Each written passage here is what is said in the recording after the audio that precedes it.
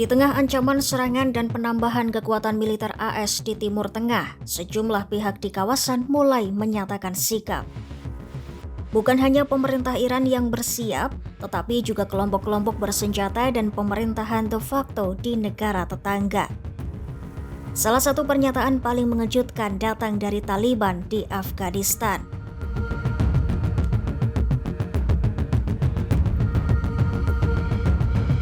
Juru bicara Taliban Zabihullah Mujahid dalam wawancara dengan radio Iran layanan Pasto menegaskan Taliban akan membantu dan mendukung Republik Islam Iran jika Amerika Serikat benar-benar melancarkan serangan. Namun ia juga memberi penekanan penting. Dukungan itu menurutnya tidak otomatis berarti Taliban akan langsung terlibat dalam perang terbuka melawan Amerika. Mujahid menjelaskan bahwa rakyat Afghanistan kemungkinan akan menunjukkan simpati dan dapat bekerja sama jika diminta, tetapi Taliban tetap menginginkan jalur diplomasi. Mujahid menambahkan, Taliban tidak menghendaki konflik bersenjata antara Washington dan Teheran. Mereka lebih memilih negosiasi program nuklir Iran terus dilanjutkan. Dalam pernyataannya, Mujahid bahkan menyinggung konflik bersenjata selama 12 hari antara Iran dan Israel pada Juni 2025. Ia menilai Iran dalam tanda kutip menang dalam perang tersebut dan yakin Iran mampu menang lagi jika kembali diserang. Menurutnya, Iran memiliki kemampuan militer, berada di pihak yang benar, dan memiliki hak untuk membela diri.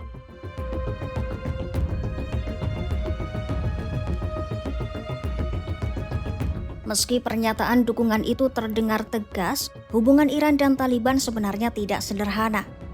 Perbedaan ideologi selama bertahun-tahun memicu ketegangan di antara keduanya. Namun sejak Taliban kembali berkuasa di Afghanistan pada Agustus 2021, hubungan pragmatis mulai terbangun. Pada Januari 2025, Menteri Luar Negeri Iran Abbas Araghchi melakukan kunjungan ke Kabul dan bertemu pejabat tinggi Taliban, termasuk Maulawi Amir Khan Muttaqi dan Kepala Pemerintahan Taliban Muhammad Hassan Akhund.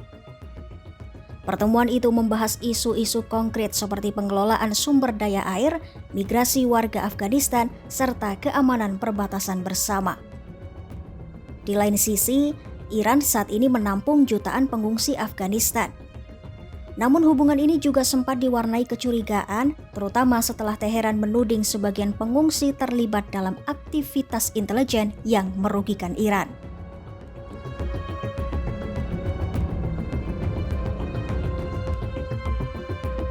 Tak hanya Taliban, dukungan keras juga datang dari Irak. Kelompok paramiliter Kataib Hizbullah menyatakan siap mengangkat senjata jika Iran diserang. Pemimpinnya Abu Hussein Al-Hamidawi menyerukan pasukannya untuk bersiap menghadapi kemungkinan perang. Ia memperingatkan bahwa perang melawan Iran tidak akan mudah dan mengancam musuh-musuh Teheran dengan konsekuensi berat di kawasan. Kataib Hizbullah merupakan salah satu faksi terbesar dalam pasukan mobilisasi populer Irak yang dibentuk pada 2014 untuk melawan ISIS. Dalam konflik Iran-Israel pada Juni 2025, kelompok-kelompok bersenjata Irak relatif tidak terlibat langsung. Namun kali ini, Al-Hamidawi mengisyaratkan respon yang berbeda. Sementara itu, Menteri Luar Negeri AS Marco Rubio dalam percakapan dengan Perdana Menteri Irak Mohammed Shia al-Sudani mendesak Baghdad agar tidak terseret terlalu dekat dengan Iran. Washington khawatir pengaruh Teheran di Irak dapat menyeret negara itu ke konflik regional yang lebih luas.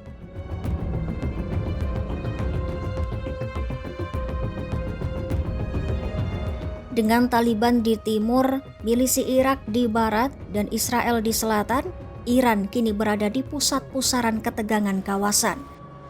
Pernyataan dukungan dari kelompok-kelompok regional menunjukkan bahwa jika konflik benar-benar meletus, dampaknya berpotensi meluas melampaui batas Iran dan Amerika Serikat. Di satu sisi, diplomasi masih berjalan. Di lain sisi, persiapan militer terus meningkat. Apakah negosiasi Iran-AS di putaran kedua mampu meredakan situasi, atau justru kawasan Timur Tengah kembali memasuki babak konflik yang lebih besar?